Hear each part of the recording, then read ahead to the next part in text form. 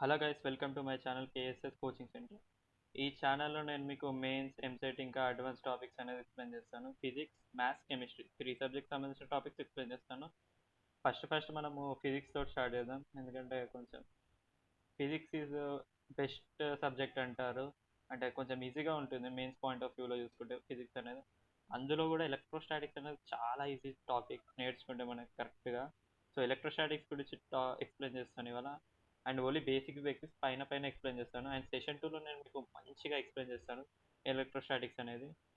So మనం బ్రీఫ్గా తెలుసుకుందాం ఎలక్ట్రోస్టాటిక్స్ గురించి ఈ సెషన్లో. Okay guys, let's start our topic. ముందుగా ఎలక్ట్రిక్ ఛార్జెస్ అంటే ఏంటి అంటే మ్యాటర్ యొక్క ఫండమెంటల్ ప్రాపర్టీ ఎలక్ట్రిక్ ఛార్జెస్ అనేది. యాజ్ వి నో, మ్యాటర్ అనేది ఆటమ్స్ తోటి తయారవుతుంది. మ్యాటర్ అనేది ఆటమ్స్ తోటి తయారవుతుంది.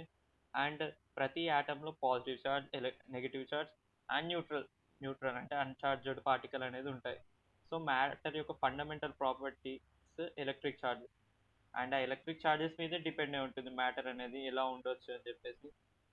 For suppose NaCl తీసుకున్నారనుకోండి. NaCl అంటే సోడియం క్లోరైడ్ సాల్ట్. అది ఆ సాల్ట్ అనేది ఆ ఫార్మేషన్ కూడా మనకి ఎలక్ట్రిక్ ఛార్జెస్ మీదే డిపెండ్ అవుతుంది.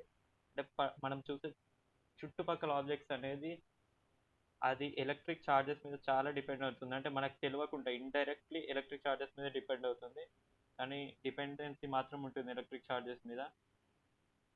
అండ్ స్టాటిక్ ఫోర్సెస్ గురించి తెలుసుకుందాం. ఇప్పుడు స్టాటిక్ ఫోర్సెస్ అంటే ఏంటి అంటే attractive repulsive interactions between stationary charges మనం స్టాటిక్ ఫోర్సెస్ అని అంటాం. అంటే ఇప్పుడు రెండు పాజిటివ్ పార్టికల్స్ తీసుకోండి, అవి రెండు అట్రాక్ట్ అవుతాయి, రిపల్ అవుతాయి. రిపల్ అవుతాయి. అదే ఒక పాజిటివ్ ఇంకా నెగిటివ్ ఛార్జెస్ తీసుకున్నారు అనుకోండి, ఆ రెండు అట్రాక్ట్ అవుతాయి. సో వీటి మధ్యలో ఇంటరాక్షన్స్ అంటే ఎలా చెప్పాలంటే, ఇద్దరు ఉన్నారు, చాలా గొడవ పడతారు. వాళ్ళిద్దరిని మనం పక్కకు తీసుకొచ్చి కూర్చోబెడితే మంట ఇట్లా రేచిపోతుంది, ఇంకా గొడవ పడుతూనే ఉంటారు.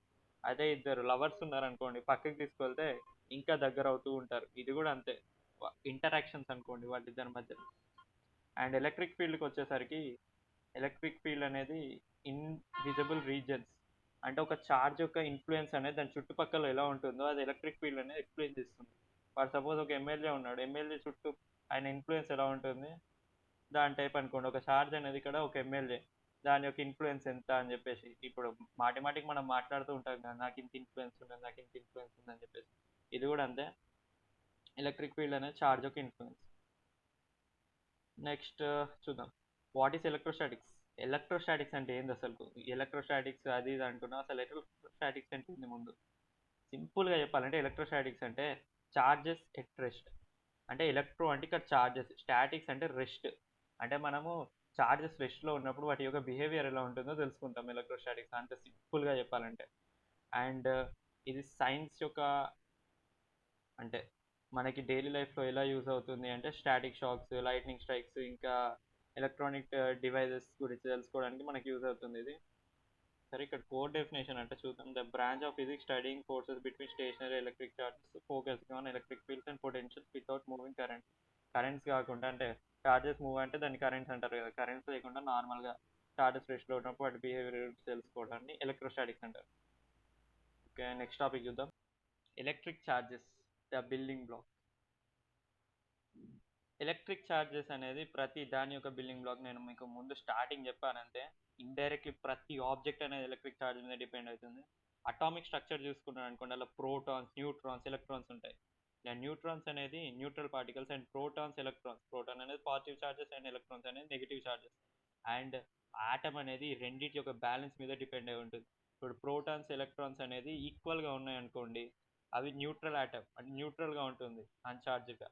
అదే మనము ఒక్క ఎలక్ట్రాన్ని తీసినా కూడా దాని యొక్క బిహేవియరే చేంజ్ అయిపోతుంది. సో ప్రతి మ్యాటర్ అనేది ఇండైరెక్ట్గా చార్జెస్ మీద డిపెండ్ అవుతుంది. చార్జ్ ఇంటరాక్షన్స్ మీకు తెలిసింది, లైక్ చార్జెస్ అనేది అట్రాక్ట్ అవుతాయి, రిపల్ అవుతాయి. అండ్ అన్లైక్ చార్జెస్ అనేది అట్రాక్ట్ అవుతాయి. అండ్ వీటి యొక్క మెజర్మెంట్ యూనిట్స్ వచ్చేసరికి కులం. ఎలా అంటే మనము ఫర్ సపోజ్ ఫోర్స్కి న్యూటన్ ఉంటుంది కదా, ఎనర్జీ ఐ మీన్ యూనిట్ అనేది. సో దీనికి కూడా ఒక మెజర్మెంట్ యూనిట్ ఉంటుంది. ప్రతి దానికి ఒక యూనిట్ ఉండాలి. అప్పుడే కదా మనం దాన్ని మెజర్ చేయగలుగుతాం. సో దీని యొక్క యూనిట్ అనేది కూలంబ్. అండ్ మనం ఎలక్ట్రాన్ యొక్క చార్జ్ అనేది ఎంత అంటే 1.6 ఇంటూ 10⁻⁻19 కూలంబ్స్. అండ్ మీరు లోవర్ క్లాసెస్లో ఎలక్ట్రాన్ యొక్క చార్జ్ అనేది మీకు బట్టి కొట్టించుంటారు.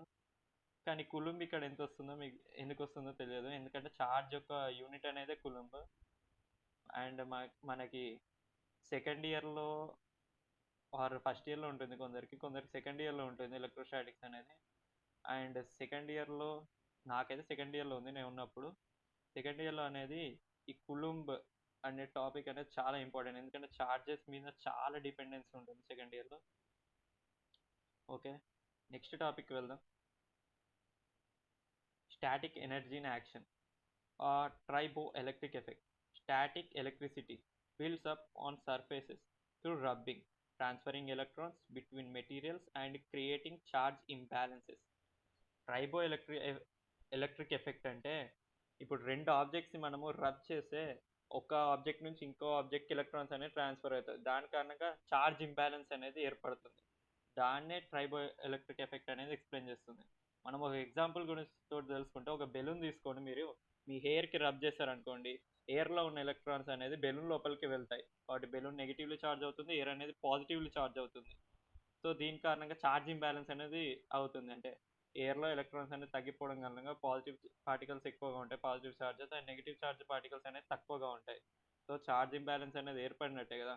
అండ్ మనం దీన్ని ఎలా తెలుసుకోవాలంటే, సింపుల్గా మీరు బెలూన్ తీసుకొని వాల్కి పెట్టారనుకోండి, వాల్కి అతుక్కపోతుంది. అదే మీరు ఎయిర్ అనేది ఇట్లా లేచి ఉంటుంది. మీరు ట్రై చేయొచ్చు ఇంట్లో. Observable effects, opposite charges attract causing the balloon stick to walls. ఇక్కడ చెప్పాను కదా, బెలూన్ అనేది వాల్ కత్తుకుంటుంది. Like charges repel making air stand apart from each other. And air అనేది కూడా చార్జ్ అవుతుంది. సో హెయిర్స్ అనేది లేచిపోతాయి. ఒక ఎయిర్ అనేది ఇంకో ఎయిర్కి రిపల్ అయ్యి స్టాండ్ అంటే నిల్చున్నట్టు అవుతుంది. సో ఇదే ఇక్కడ. అండ్ నెక్స్ట్ టాపిక్ వచ్చేసరికి కండక్టర్స్ వర్సెస్ ఇన్సులేటర్స్. ఇది కొంచెం మంచి టాపికే. కండక్టర్స్ గురించి వచ్చేసరికి, కండక్టర్స్ తెలిసిందే, కాపర్, సిల్వర్, అల్యూమినియం. కండక్టర్స్ అంటే సింపుల్గా చెప్పాలంటే ఎలక్ట్రిసిటీని అలౌ చేసేది కండక్టర్స్. ఎలక్ట్రిసిటీని అలౌ చేయండి ఇన్సులేటర్స్. ఎలక్ట్రిసిటీని ఎందుకు అలౌ చేస్తాయి కండక్టర్స్? ఎందుకంటే అలా ఫ్రీ ఎలక్ట్రాన్స్ ఉంటాయి. ఫ్రీ ఎలక్ట్రాన్స్ ఉండడం కారణంగా ఎలక్ట్రాన్స్ మూవ్మెంట్ అనేది చాలా ఈజీగా ఉంటుంది అందులో. సో మనము ఎలక్ట్రాన్స్ అనేది ఈజీగా లోపల రాగలిగితే ఈజీగా బయటికి వెళ్ళగలుగుతాయి. అంటే సింపుల్గా చెప్పాలంటే మొత్తం ఓపెన్ డోర్ సిస్టమ్ అనుకోండి. అదే ఇన్సులేటర్ అనుకోండి, మొత్తం చుట్టూ గోడలే. అంటే ఎలక్ట్రిక్ ఛార్జెస్ని అలౌ చేయవు. ఉన్న ఎలక్ట్రిక్ ఛార్జెస్ని చాలా గట్టిగా పట్టుకొని ఉంటాయి బయటికి పోనీయకుండా. సో అలా insulator example rubber, plastic, glass. Conductors example copper, silver, aluminium. And జనరల్గా మనం చూసామనుకోండి, వైర్స్ అనేవి కాపర్ తోటి తయారు చేస్తారు. అండ్ వైర్ని రిపేర్ చేసే వాళ్ళు ఎలక్ట్రీషియన్స్ ఉంటారు కదా, వాళ్ళు రబ్బర్ గ్లౌజెస్ అలా పెట్టుకుంటారు. ఎందుకంటే ఎలక్ట్రిసిటీ నుంచి తప్పించుకోవడానికి. షాక్ గడి చనిపోవాలని ఎవరు అనుకోరు కదా. ఓకే, నెక్స్ట్ టాపిక్ గురించి వచ్చేసరికి ఛార్జింగ్ మెథడ్స్. 3 మెథడ్లు ఉన్నాయి అంతే ఛార్జింగ్కి. First friction charging. Balloon hair example చెప్పాను కదా, అదొక friction charging example. And next conduction ఛార్జింగ్కి వచ్చేసరికి ఇది కొంచెం ఇంపార్టెంట్ టాపిక్. ఎందుకంటే దీని మీద మనకి క్వశ్చన్స్ వస్తాయి, అడ్వాన్స్లో కావచ్చు, మెయిన్స్లో కావచ్చు. అండ్ దీన్ని సింపుల్గా చెప్పాలంటే, ఒక ఛార్జ్డ్ స్పియర్ తీసుకోండి, ఒక అన్ఛార్జ్డ్ స్పియర్ తీసుకోండి. రెండు తీసుకొచ్చి మీరు ఇలా దగ్గరికి అటాచ్ చేస్తారనుకోండి, నీ దగ్గర ఛార్జ్ లేదు కదా, నా దగ్గర మస్తు ఛార్జ్ ఉన్నదని చెప్పేసి ఈ స్పియర్ అనేది దీనికి ఛార్జ్ ఇచ్చేస్తుంది. అంటే ఫర్ సపోజ్ ఒక స్పియర్కి అనేది స్పియర్కి క్యూ ఛార్జ్ ఉంది, దీనిలో ఏ ఛార్జ్ లేదు కదా ఇంకో అన్ఛార్జ్ స్పియర్లో. రెండింటిని తీసుకొని మీరు అటాచ్ చేస్తారనుకోండి, ఈ క్యూ ఛార్జ్ ఉన్న స్పియర్ అనేది Q/2 ఛార్జ్ తన దగ్గర ఉంచుకొని Q/2 ఛార్జ్ అనేది తినకిస్తుంది. అదే ఛార్జ్ అనేది ఈక్వల్గా డిస్ట్రిబ్యూట్ అవుతుంది. దాన్ని కండక్షన్ ఛార్జింగ్ అంటారు. నెక్స్ట్ ఇండక్షన్ ఛార్జింగ్ వచ్చేసరికి, మీరు ఒక నెగటివ్లీ ఛార్జ్డ్ రాడ్ తీసుకొని ఒక న్యూట్రల్ స్పియర్ దగ్గరికి తీసుకుపోయి పెట్టారనుకోండి, అప్పుడు ఏమవుతాయంటే నెగిటివ్లీ ఛార్జ్ కదా, అంటే ఎలక్ట్రాన్స్ ఎక్కువగా ఉంటాయి. సో ఆ స్పియర్లో ఉన్న ఎలక్ట్రాన్స్ అన్నిటి దూరం వెళ్ళిపోతాయి. దానికి దూరం వెళ్ళిపోవడం కారణంగా ఒక సర్ఫేస్కి వస్తాయి ఎలక్ట్రాన్స్ అనేది. దాని తర్వాత మీరు ఆ సర్ఫేస్ని కానీ ఎర్తింగ్ చేశారనుకోండి, ఎలక్ట్రాన్స్ అన్ని గ్రౌండ్ లోపలికి వెళ్ళిపోతాయి. సో ఆ స్పియర్ అనేది పాజిటివ్లో ఛార్జ్ అవుతుంది. సో ఇలా కూడా మనం ఛార్జ్ చేయొచ్చు. దీన్ని ఇండక్షన్ ఛార్జింగ్ అంటారు. ఏ చార్జ్ ఆబ్జెక్ట్ ఇక్కడ ఇచ్చాడు చూడండి, charge object causes charge separation in a near by neutral object without physical contact demonstrating action at a distance. Okay, ఇప్పుడు నెక్స్ట్ టాపిక్ వెళ్దాం. కులమ్స్ లా చాలా చాలా చాలా ఇంపార్టెంట్ టాపిక్ ఇల్లో. కులమ్స్ లా అంటే ఏం లేదు, కులుంబ్ అనేటోడు మనము రెండు చార్జెస్ మధ్యలో ఫోర్స్ అనేది ఎలా కనుక్కోవాలో చెప్పాడు. అండ్ దానికి ఒక ఫార్ములా ఇచ్చాడు, F = K into Q1 Q2 by R². And K యొక్క వాల్యూ 9 ఇంటూ 10⁹9, సారీ 9 ఇంటూ 10⁹9 కరెక్టే. అండ్ కేకి ఇంకోటి కూడా ఉంది, K = 1/4πε0 ఉంటుంది ఇంకో వాల్యూ కూడా. సో ఇలా మనకి F = K into Q1 Q2 by R² ఎందుకు ఇచ్చాడంటే తను ఇప్పుడు ఇలా మనం మంచిగా చూస్తే అనేది Q1 Q2 అనేది న్యూమరేటర్లో ఉంది. So F is directly proportional to Q1 Q2. అంటే రెండు చార్జెస్ యొక్క మ్యాగ్నిట్యూడ్ అనేది ఇక్కడ Q1 Q2 అంటే మ్యాగ్నిట్యూడ్ అని, రెండు చార్జెస్ యొక్క మ్యాగ్నిట్యూడ్ ఎంత ఎక్కువ ఉంటే వాటి రెండింటి మధ్యలో ఫోర్స్ అంత తక్కువ ఉంటుంది. ఇక్కడ R వచ్చేసరికి అది డిస్టెన్స్. సో రెండు చార్జెస్ మధ్యలో డిస్టెన్స్ ఎంత ఎక్కువ ఉంటే ఫోర్స్ అనేది అంత తక్కువగా ఉంటుంది. సో తను దీన్ని ఒక డివైస్ యూజ్ చేసి క్యాలిక్యులేట్ చేస్తారు. ఆ డివైస్ నాకు అంత ఐడియా లేదు.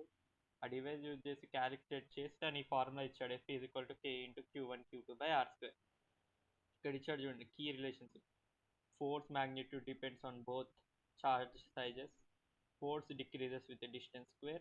Explains rapid weakening as charges separate. So ఇది మనకి చార్జెస్ అనేది దూరం కావడం కారణంగా ఫోర్స్ అనేది ఎందుకు తక్కువ అవుతుందో ఎక్స్ప్లెయిన్ చేస్తుంది. దీని గురించి మనం నెక్స్ట్ సెక్షన్లో కొంచెం బాగా తెలుసుకుందాం. దీని గురించి ఉన్న ఎలక్ట్రిక్ ఫీల్డ్ గురించి ప్రాబ్లమ్స్ చేద్దాం, ఎక్స్ప్లెనేషన్ చేద్దాం. ఓకే, కొంచెం బాగా నేర్చుకున్నాం. న్యూమరికల్ క్వశ్చన్స్ కాన్సెప్ట్ కూడా నేను ఎక్స్ప్లెయిన్ చేస్తాను మీకు నెక్స్ట్ సెషన్లో. ఇలా జస్ట్ బేసిక్ మాత్రమే. నెక్స్ట్ టాపిక్ చూద్దాం, electric fields, invisible forces around charges. And as I told starting చెప్పాను మీకు ఎలక్ట్రిక్ ఫీల్డ్ అంటే ఏంటిది, ఒక చార్జ్ యొక్క ఇన్ఫ్లుయెన్స్ అని చెప్పొచ్చు ఎలక్ట్రిక్ ఫీల్డ్ అనేది. ఇక్కడ వీడు ఏమి ఇచ్చాడు చూద్దాం, field definition. And electric field is the region surrounding a charge where other charges experience electrostatic forces. ఒక చార్జ్ యొక్క చుట్టూ ఉన్న రీజియన్లో వేరే చార్జెస్ అనేది ఎంత ఫోర్స్ అనేది ఎక్స్పీరియన్స్ చేస్తుందో దాన్ని ఫీల్డ్ అంటారు. ఫీల్డ్ యొక్క డైరెక్షన్ తెలుసుకోవాలంటే సింపుల్గా చెప్పాలంటే ఫీల్డ్ యొక్క డైరెక్షన్ అనేది ఒక పాజిటివ్ ఛార్జ్ యొక్క ఫీల్డ్ డైరెక్షన్ అనేది అవే ఉంటుంది. ఆ పాజిటివ్ ఛార్జ్ నుంచి దూరంగా వెళ్ళిపోతుంది ఫీల్డ్ లైన్స్ అనేది. అదే నెగిటివ్ ఛార్జ్ అనేది దాని దగ్గరకు వస్తూ ఉంటాయి ఫీల్డ్ లైన్స్. ఇది ఎందుకో చెప్తాను మీకు.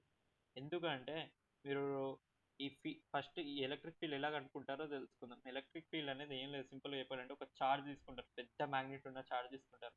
అండ్ ఒక టెస్ట్ ఛార్జ్ అని ఒకటి తీసుకుంటారు. దాని యొక్క వాల్యూ అనేది ఎప్పుడు పాజిటివ్ ఉంటుంది, దాని యొక్క మ్యాగ్నిట్యూడ్ అనేది నెగ్లిజిబుల్, అండ్ దాని యొక్క ఛార్జ్ అనేది పాజిటివ్.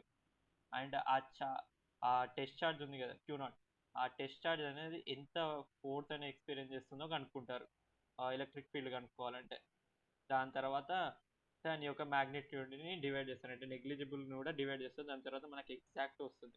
ఎగ్జాక్ట్ అని చెప్పలేము, అప్రాక్సిమేట్లీ నియర్లీ అంటే one of the best value వస్తుంది ఎలక్ట్రిక్ ఫీల్డ్ని కనుక్కోవడానికి.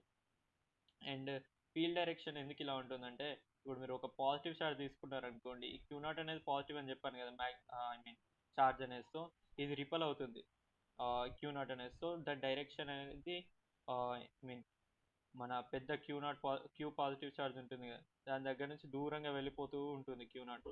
సో దాని యొక్క ఫీల్డ్ లైన్స్ అంటే దాని యొక్క పాత్ అనేది Q నుంచి దూరంగా వెళ్తుంది కాబట్టి field lines point away from positive charges, దూరంగా వెళ్ళిపోతూ ఉంటుంది పాజిటివ్ ఛార్జ్ నుంచి దూరంగా.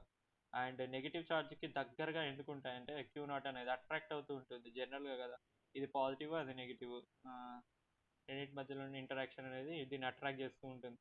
సో ఫీల్డ్ లైన్స్ అనేది నెగిటివ్ ఛార్జ్ దిక్కుంటూ ఉంటాయి.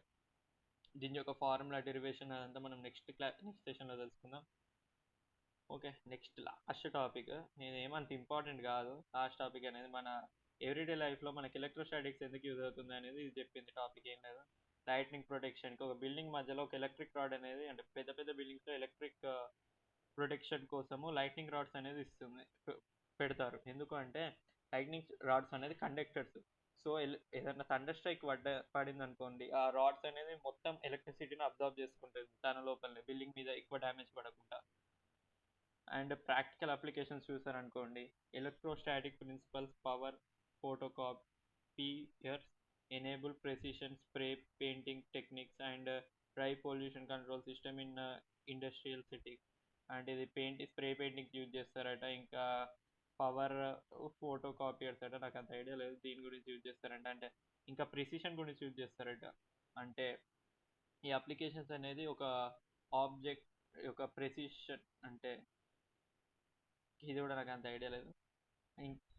ఇంకా dry pollution control system in industrial settings, అంటే పొల్యూషన్ని తీసేయడానికి యూజ్ చేస్తారట ఎలక్ట్రోస్టాటిక్ అప్లికేషన్స్ అనేది.